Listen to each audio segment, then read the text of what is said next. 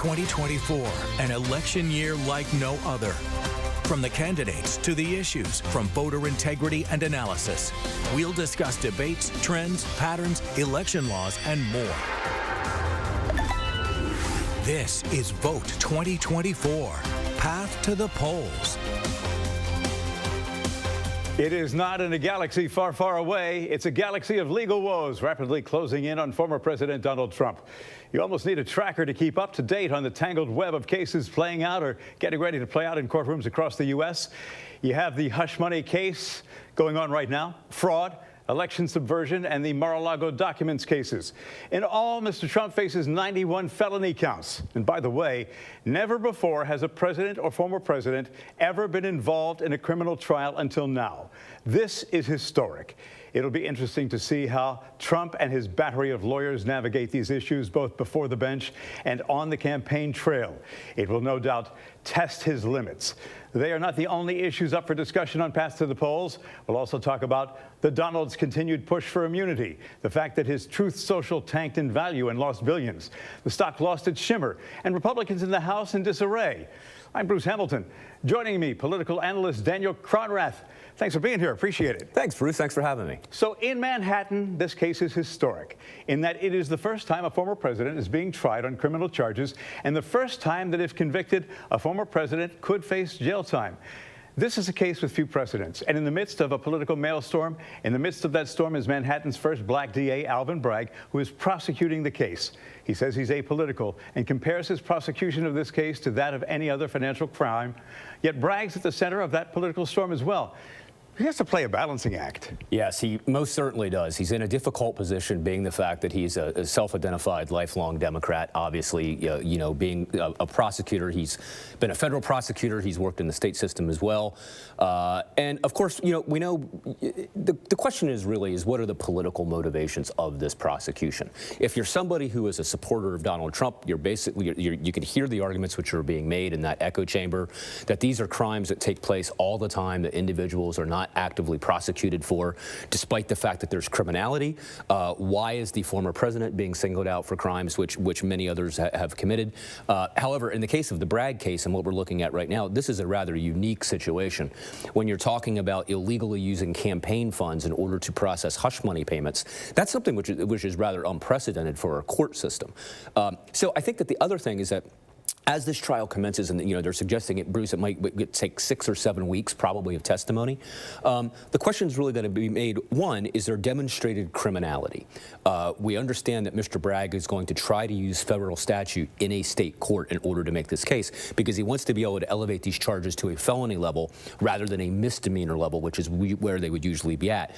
And of course, if you're somebody in Trump's corner, you're just going to be sensing that as just pure naked partisan politics. Why are you trying to elevate these charges? Why are you trying to make an example of former President Trump? Why are you trying to drag him through the mud again? And I think part of that, again, the question is going to be, the criminality will speak for itself. And then a jury of 12 individuals, and I guess they've called hundreds of people for the jury pool to interview. They've already disqualified many. There's a 42-page questionnaire. Right. What the Trump's legal defense then at that point, I think, what you're going to see is them just trying to identify one juror that they can get to basically hang that outcome, even if it's 11-1. We know it has to be a unanimous decision in a court of law.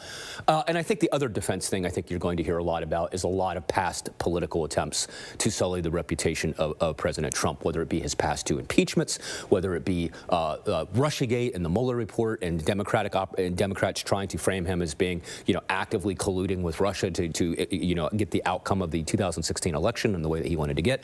I think you're going to hear a lot of that past stuff, which didn't pan out in Democratic circles, at least not the way that they wanted to at the time. And I think you're going to hear Trump bring that up as a distraction.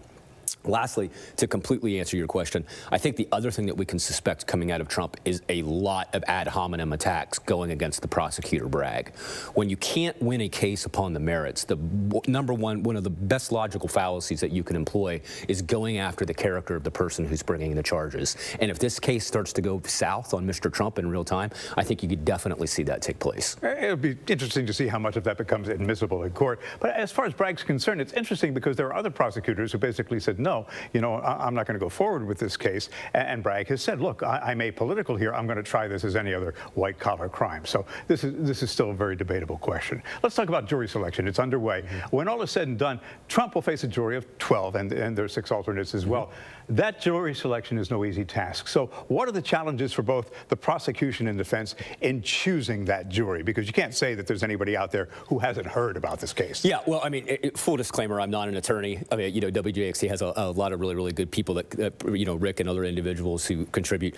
But I will say, as a layperson, I think what you're trying to get when you're talking about a jury of your peers in Manhattan, the overwhelming majority of people who live in that jurisdiction are going to be Democrats. It's a blue state. It's a very, very blue state in one of the most bluest cities possible. I think if you're the Trump team, you're just trying to get people who are going to not demonstrate bias towards the former president. But there's really not going to be a lot to do. I mean, there's 2 jurisdictions that you could put Donald Trump on trial, which are calamitous for Trump. One is Manhattan, and the other one is the District of Columbia. Okay, very, very Democratic. It's going to be very, very hard to find a sympathetic, portion of that jury in order to back up Donald Trump. Again, I think at the end of the day, the challenge for Trump is going to be that we already have demonstrated criminality in this case. His former attorney went to jail. Michael Cohen for executing the instructions at the time that were given to him by his boss. So if Cohen's actions are determined criminal in a court of law, and if he served jail time, how could Donald Trump and other individuals not in that orbit not also be responsible? You're going to hear a lot of blasts from the past, Bruce, coming back. You got Hope Hicks, who used to work for him, who is now saying, well, look, I worked for him, but I got some things to tell you. Right. You have other people who used to be right there in Trump's orbit who are going to be called, you're going to be subpoenaed.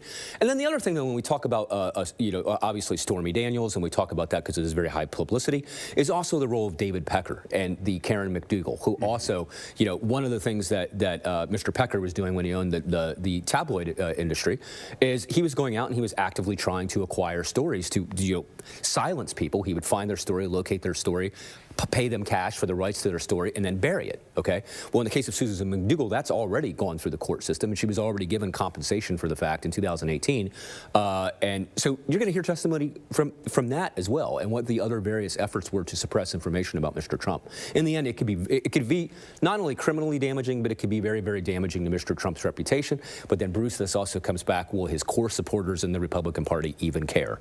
Or will they just consider this a witch hunt? And that's interesting because, there are a lot of people in the Republican Party and his core supporters who just turned a blind eye and a deaf ear to everything that goes on with Donald Trump. Sure. So let's talk about the Trump challenge, the Donald Trump challenge. We know that Donald Trump has been admonished in court before. He's been disruptive, to say the least. Where does that challenge come into play? Because this is a criminal trial. Do you expect him to be at least in court because this is a criminal trial and not a civil trial, to be a little less disruptive? Well, I mean, yeah. I mean, I think, first of all, in his first day in court, since he apparently fell asleep at one point during the trial, I would consider that to be less disruptive. I think under the instruction of his counsel, he has to realize what is at stake. This is not a Donald Trump rally. This is not a kind audience. This is a very, very serious legal proceeding. The judge in this proceeding has already made it clear that Donald Trump is not allowed to take days off.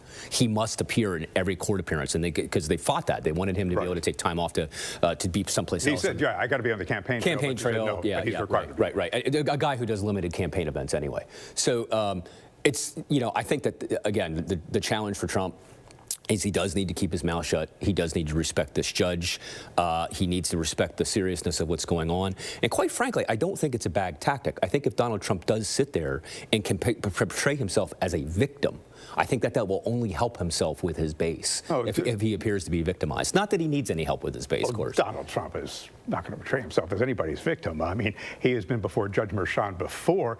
If he takes the stand, and there's some big speculation about that. I've heard both that he may or may not. I would be shocked if he took the stand, but yeah. I'd be shocked too. Yeah. But, if he takes the stand and he's Donald Trump on the stand. Yeah.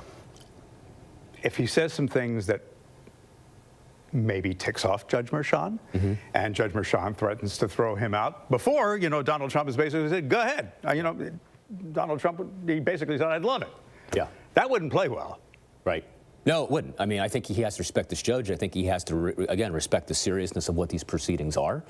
And I think he could find himself under a lot of trouble, particularly if Donald Trump takes the stand. He is really opening himself up to an array of questions, which I don't think would favor him in that regard. Then there's the other thing. Donald Trump could say some things that maybe don't play well or aren't within the confines of whatever the attorneys ask. And then Judge Merchan instructs the jury, that's not relevant here. But when you're talking to a jury, juries can't unhear things. You may tell them, you know, it's not relevant here, but they can't unhear things. Right. And then the other thing, too, is that also creates the opportunity for Trump's defense team to also understand that strategy. Okay. Throwing out a lot of bombastic claims, as I suggested earlier, and trying to bring up what defense will try to frame as the ongoing, current, and never stopping persecution of Donald Trump as a citizen is going to be a lot of what his defense has to do. Again, you get into that kind of attack, you make disparaging remarks regarding the prosecutor. These are things that may resonate. Again, it only takes 1 or 2 jurors who are going to be called to hang the jury. So you could have overwhelming evidence, and if you just find those 1 or 2 people who are sympathetic to the case of Donald Trump, how you could be sympathetic to Donald Trump is another topic for another show. But that's all it would really take in order to do that. All right, so then there's the gag order. He's already violated the gag order. There's going to be a hearing on that coming up sometime. I think it's within about a week and a half. There is what Donald Trump says outside the courthouse. You know, again, you don't know what he's going to do. I want to give Donald Trump enough credit, former President Trump, that he would actually respect his counsel and be quiet. I don't know if his DNA will allow. But he already hasn't. He already hasn't. He already hasn't. I can't speak to it. I don't understand it as a motivating factor. Other than the fact that he's Donald Trump. Other than the fact that he's Donald Trump, and that Donald Trump, the one thing I would say about Donald Trump is if you look at his use of the news media since he came on the scene, he's probably one of the most gifted politicians I've ever seen at manipulating news media coverage, trying to find an advantage to himself, you know, lighting a dumpster fire. If something gets too hot, I'll go over here, I'll light a dumpster fire, the media will follow that. You know, and I think the other thing that needs to be noted here, too, outside of the courtroom, because of the Jacksonville ties, and many of us knowing her personally, Donald Trump probably has one of the best campaign managers in the United States right now, in Susie Wiles. There's no question. Susie does not seek out the kind of notoriety that she has really earned in her career. I mean, I would put her up there literally in the air of James Carville, of Lee Atwater, of other individuals who have come to political fame. But Susie's personality, she just doesn't seek the spotlight. But when it comes to being able to take a situation which is bad and flip it and make it and proactively go out there, he's got one of the best consultants going. She's a political genius. Truly. Yeah. All right. There are other topics that are on the table. We'll address them, including the GOP House in disorder, Mike Johnson in trouble, Marjorie Greene. We'll talk about it when Pass to the Polls continues.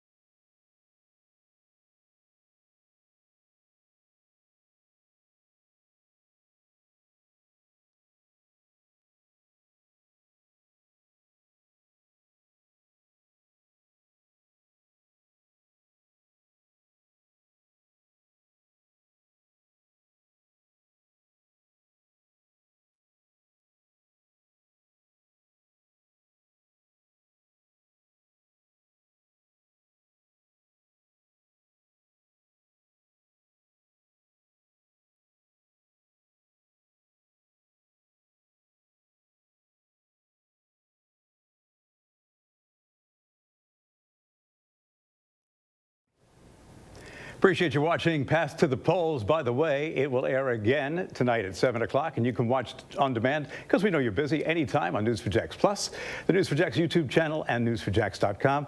My guest, political analyst Daniel Cronrath. All right, switching gears here, talk about the problems among Republicans in the House. Marjorie Taylor Greene upping the ante in her efforts to oust House Speaker Mike Johnson. Issuing searing statements, her new rhetoric shows she is not backing down. It is causing a giant split in the GOP, as if there wasn't one already. What's the fallout? Will the radical right win out? Will the House leadership fall and turn over? There is a schism there that, they're doing themselves in. Yeah, it's the right wing of the Republican Party is really demonstrating how much political power a handful of members can have when you have such narrow differences in that chamber. Okay, Speaker Johnson got selected for this position after the ouster of former Speaker Kevin McCarthy, of course, with a tentative arrangement which basically allows any member of the Freedom Caucus at this point within the House of Representatives to put his speakership in jeopardy. Okay, so while you have a majority of Republicans, I mean, if you're looking with what Johnson's going to have to do, you have to try to placate that very, very extreme right wing of your party. But in order to get anything done in the House right now, they need Democratic support and essentially to get that done. So what is Greene going to end up doing at the end of the day? Is she going to relax? Is she going to be, look at the Democratic. She's not going to relax. Look at the Democratic side too. When the squad first came in, and you had Alexandria Ocasio-Cortez and the other members of the squad, they had the ability to do the same thing, but Nancy Pelosi was able to keep them in check. And today they vote in lockstep. While the squad has come out and publicly opposed Israel funding, Bruce, they're voting for Israel funding, and when the opportunity comes. So. The Republicans are very, very different. They figured it out. They have the ability to exert a lot of power. What will the average rank and file Republican do in the fall? That will become very, very interesting as well. How will that impact the election? Is there a pathway for the Republicans to be able to win back the House despite this kind of dysfunction? Okay, so we really don't know. I mean, the Senate is up for grabs. The House is up for grabs. The presidency of the United States, according to most public polling, is up for grabs. Even though it looks like President Biden has had an uptick lately in a lot of those polling. He's getting a little bit more. I don't hold much it's very faith in polls. Yeah, it's so far out. It's so far out. And if you talk to guys who do good polling work, like a guy like Mike Bender over at UNF, he'll tell you it's easier to poll issues than what it is to actually poll candidates at this point. And then the other thing, too, I think we need to think about Florida, is what kind of down ballot pressure will be exerted upwards by Amendment 3 and Amendment 4. The opportunity to legalize, first trimester abortion per the guidelines of Roe, the opportunity to legalize recreational marijuana. We don't know how that's going to impact the minority vote or the young youth vote. Okay, which abortion is a big issue nationwide, and immigration. Right. And I guess the last little round of polling we saw about that is that the abortion initiative stands at right around, I think, 50%. Recreational pot just slightly lower than that. There is going to be millions of dollars spent on these two amendments going through as we approach the election. Oh, we know the governor's argument is pot smells bad. Yeah, pot smells bad, of course. But it'll be interesting to see how that also potentially impacts the election. I can tell you, in my experience, I feel like recreational marijuana is going to have a real opportunity. I don't say this flippantly, but there are Republicans who also enjoy smoking marijuana. So relative to being... But it's not just that. They see it as a revenue source. Well, sure, absolutely, if you can regulate it. I mean, we have examples. One of the great things about our federal form of government is that it allows for experimentation. Once Colorado legalized recreational marijuana and they were able to realize the revenues that were coming in, I mean, that even for conservative states, that kind of creation of dollars through sin taxes is very, very alluring to try let me take it one step further. And I'm not siding one way or another, but there are stores where you can go and you can buy product that is as potent as marijuana that doesn't have the label right now. Yeah, legalized hemp, 2018, the Farm Bill at the federal level, legalized hemp. You can get all of the properties that people... Delta 8, yeah. Delta 8, Delta 9, all those things with legalized hemp.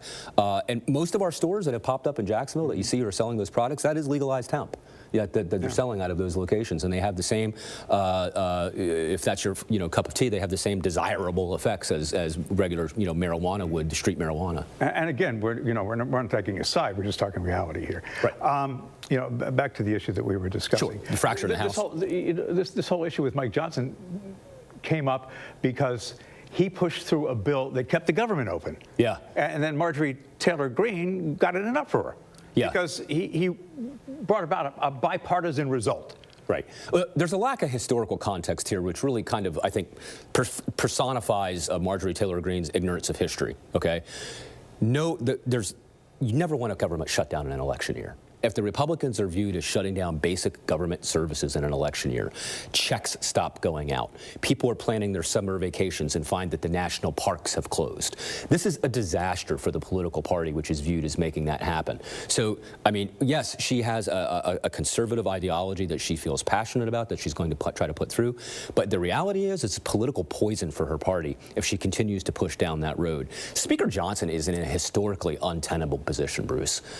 He's probably going to go down as one of the weaker speakers that we've ever had, just simply because in order for him to get that appointment, he literally agreed to rules that so tied his hands. Again, if one member can bring a vote to ouster your Speaker of the House, you know, he's just in a precarious position that probably I wonder at times if he wished he hadn't accepted to begin with. Well, you know, somebody had to accept it. Look, there's a bill that's, you know... Hakeem Jeffries would gladly accept it. Well, yeah. All right, so let me ask you about that. Yeah. Could the House leadership fall? And if it does, could Hakeem Jeffries possibly become the new Speaker? And, you know, that means that he becomes the House Majority Leader. I couldn't see that happening, because at the end of the day, Matt Gaetz and Marjorie Taylor Greene and Lauren Boebert are going to have to, in that crowd, they're going to have to go back to their districts and say that in order to keep a purity test of the Republican Party, we ended up giving the Democrats control of the House of Representatives.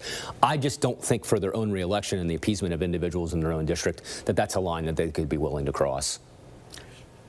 Big picture here. Sure. Doesn't this just show us that the entire GOP is in an entire state of disarray? Yes. Yes, it's in a state of disarray right now, heading into a 2024 election with a twice impeached president who's facing criminal charges, 91 felony counts, I believe, or 93 felony counts. It's a topsy-turvy world inside the GOP. For all of their problems and for all of the issues related to Joe Biden, whether it be his competency, whether it be the Middle East and how things are unfolding with Israel and Iran and all of those tensions, and the ethnic cleansing which is taking place in Gaza right now with U.S. support. I mean, we are in the position where the United States under the Biden administration is allowing Israel to drop bombs while we drop food on the same people. Okay, this is not a good situation. All of that being said, the Democrats have a degree of unity right now, which shows the discipline of their party that the Republicans lack. And it could cost the Republicans the election in 2024 if they don't get their act together. Yeah, it could cost them. It could cost them the House. It could prevent them from winning back the Senate. And there's of course some critical races there, like Tester in Montana. He will be, is probably the first, shoe to drop when it comes to actually whether they can get it back. And then of course the presidency of the United States with two. And by the way, I think the other thing which was striking to me, Bruce, in this latest court trial, is how much Donald Trump himself has aged. I think we seem to think about, a lot of people will question the cognitive abilities of Joe Biden at 81 years old, clearly saying that he's lost a step even from when he first was running in 2020 or was Barack Obama's vice president. But Donald Trump himself also looks older, and I think it's important to remember, and this isn't ageist to say, but at 3 years away from 80, Donald Trump is no spring chicken either. So it'll be very, very interesting. Do these two even decide to debate? Will there be a presidential debate? Would it be good for America to watch that debate? I mean, that could end up being, literally, think about the rest of the planet, the rest of our peer nations and our enemies on Earth, watching Joe Biden and Donald Trump debate. Is it an opening for the rest of the world? Yeah, and what kind of competency are either one of them going to be able to display on that debate stage? Yeah. Well, let me talk about the Middle East, since you brought it up. Did Iran's attack on Israel further complicate things for President Biden? Oh, for sure, for sure. But it was also very, very telegraphed. I mean, this is one of the things I think that we need to realize. This was while it may look like it was a savage 300, a combination of drones and some slower forms of ballistic missiles, this was a very, very diplomatic and scripted response by the Iranians. We need to remember, well, as Israel is the United States' ally, the Israelis destroyed the Iranian embassy in Syria, in Damascus, killing several people. On the international stage, that demands a response, okay? And that was the response that Iran got. Now, Iran has very, very sophisticated ballistic missiles that they could have fired that take 7 minutes to reach Israel. We don't know if the Iron Dome would have shot down those missiles, but they chose not to. They deliberately used drone technology. That took a long time to get to Israel. Many hours. It was scripted. The Jordanians, by the way, their Air Force assisted in shooting down some of these drones because they were so slow flying that the Jordanian Air Force could literally scramble and intercept them in the air. They also got help from the Saudis. They also got intelligence from the United Arab Emirates. So there are a lot of people, there are a lot of Arab nations in that part of the world who understand and look at Iran as an aggressor. We typically think of that whole part of the world being united against Israel. Those countries actively assisted Israel during that strike and providing them with intelligence and providing them with assistance. It's a very, very complicated issue, Bruce. And it's one, I think it's going to be very, very interesting. President Biden, this is a fact, one phone call to Netanyahu, and the conflict in Gaza ends, because Israel cannot survive without U.S. funding and U.S. support, period. It can't, okay? Whether or not he'll get there, who knows in the months to come. The death toll in Gaza is even rising further. I mean, again, an attack, a terrible attack, 1,200 people killed, unprecedented level of violence from Hamas. But when you look at international relations, we like to think about things, what is a proportional response? Right. As we move to 40... He's made that call. I want to get he to has. that. I want to get to that in a second, because I think things have backed off a little bit, maybe not as much as they need to, because more aid is getting through than it has before. There's a reason that we haven't seen a ceasefire. I don't think that there's as much action going on right now. And I said I do want to get to that in a second, but I do want to talk about Iran's response. Iran needed to save face, but I do think that it was a face-saving move. There was no collateral damage for Israel. There were a couple of minor injuries for people who got in the way, and it was a way for them to say, all right, we did this, and nobody really got hurt. No buildings were damaged. And based on the information, right? And based on the information we have, most of the targets that Iran was trying to hit were military targets and not civilian targets. Right. So, and they were in the northern part. There was no large-scale bombardment of Tel Aviv or Jerusalem, as you would say. So, and it could have been. Absolutely, it could have been. We know that Iran has the technology. It's dated. It's not as modern as the Israeli. The Israeli military is as modern as any country on earth, because it's U.S. supplied, trained, and they're excellent. Okay. Right. But Iran has a lot of older generation weapons that it could throw at Israel that they chose not to do. Right. Could they? And of course, obviously, and we hate to say this, but we know that the only nuclear state in the region is Israel. Is Israel. And I know that the Israeli war cabinet is torn as to go ahead and how to retaliate. If there's to be some retaliation, I think that Israel would go after a military target. But I don't think anybody wants this to escalate any further, because it could escalate into something that is really, really ugly. Well, let's be clear. There are hardline right-wingers in Israel who would love to draw the United States into a bigger conflict. Former National Security Advisor John Bolton. He actually was John Bolton, excuse me, was very critical of the president for not urging Israel to retaliate very strongly. And Lindsey Graham, others like that, who just literally, Senator Lindsey Graham from South Carolina, who just seem, I don't know how else to say this, just seem to crave war. They've wanted to go into Iran for decades, and they publicly stated it. And they view this as an opportunity to potentially... Maybe they're old school, and they think that it's the means to an economic turnaround. But that's World War II thinking. Right. Well, here's the other thing, too. An Israeli war with Iran would absolutely draw on the United States. The Israelis, I mean, if you're talking, Iran has sophisticated air defense systems. Israeli jets would be shot down. I don't know, and with all of our assets in the region, Bruce, when you look at the fact we have 2 aircraft carrier groups which are deployed right now in the Middle East, U.S. soldiers, our young men and young women serving in the Navy and the other branches will become immediate targets of the Iranian government, because we are 100% pro-Israel. As President Biden said, he will never not support actions taken by Israel. But he also said that he will not get involved if Israel launches an offensive attack. Yeah. And I think that's the reason he deliberately has maintained a low profile, hoping that it would help de-escalate the situation. Yeah. Yeah. And in an election year, that's going to get complicated, because there are, it's interesting when you look at support for Israel in the United States, and this has been pretty widely reported. Yes, there is a large community of American Jews who support Israel. There are a lot of large people who I know, personally as friends, who are American Jews who do not like what Israel is doing. And they support them. And they actually, but most of the support in the United States for Israel is coming from Christian Zionists, individuals who vote very much for the Republican Party, but really, if you look at Israel policy, compare Biden and compare Trump, there's not a whole lot of difference relative to their response. They're definitely pro-Israel first. They want that pro-Israeli vote here in the United States. They consider it important to them in the fall election. So it's very, very murky. And I guess the thing that we suggested before is we're really going to have to get a better idea of where we're at in October, the end of October, coming into this election. How big will this play out? Where will inflation be? Something else that we haven't talked about. Yeah, it's the economy stupid, right? James Carville's quote from the Clinton administration. There are still a lot of people, we talk about this, we talk about Trump in court. If you are somebody who's a working class individual out there and you're hurting and you can't afford to pay bills, Donald Trump may continue to be that mirage in the desert that you gravitate towards because you think that the two-party system, the traditional two-party system, has failed you in your lot in life. You know, one of the things growing up in Philadelphia, and I think we've discussed this as both being Pennsylvanians, the industrial base of Pennsylvania is almost gone. And it used to be, you know, a lot of people hurt, and that's a lot of reason why a lot of these individuals are moving towards, as Aaron Sorkin said, the director of The American President, people will they'll swim across the desert through sand, or when they get to the mirage, they'll drink the sand because there's no water. So that's where we're at when it comes to that, I think. Well, that's why Joe Biden's going to Scranton today to try and prove that he gets it. What he doesn't understand is, I know the latest inflation report shows that it was rising. He thinks the economy was turning around, but he doesn't get that at the grocery counter with homes and things like that, the economy is not turning around. Back to the phone call before we wrap it up with Nick. Yeah, and the real challenging there with the inflation, too, before we do, is that the sectors that are getting hit worst with the inflation are the most important sectors to average people. Yes. Food and energy.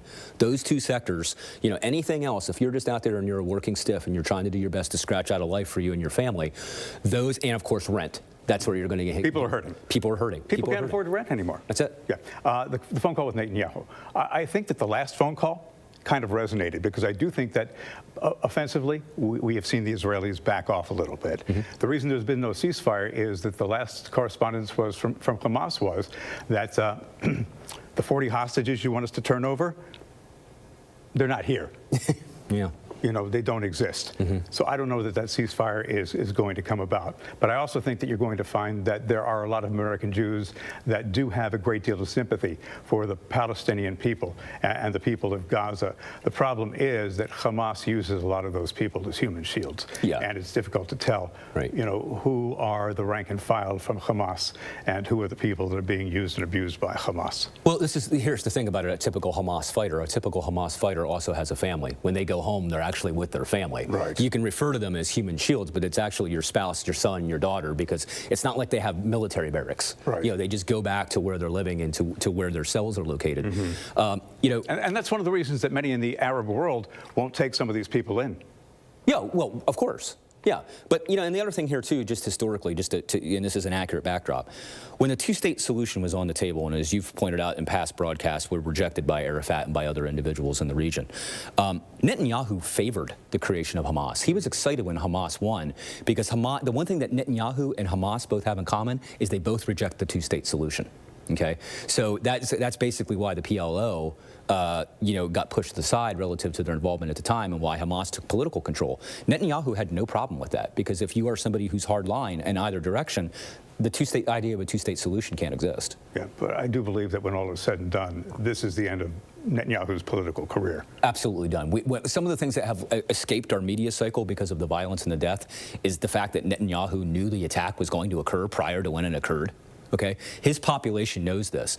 It may not be reported in American media, but it's definitely being reported in Israeli media. They all know that. Okay, so there's almost an incentive for Netanyahu to keep this conflict on a wartime basis, because when it's no longer on a wartime basis, Bruce, Netanyahu's gone. And I think that will be borne out in the not too distant future.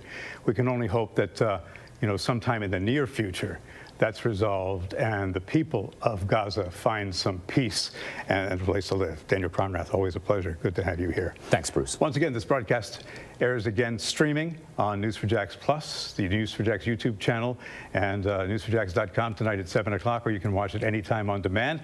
Would love to hear from you if you have something constructive to say. You know, keep things at an even keel. You can get me at bhamilton@wjxt.com. Have a great day. See why every day more people are choosing News4Jax, Northeast Florida and South Georgia's #1 source for local news.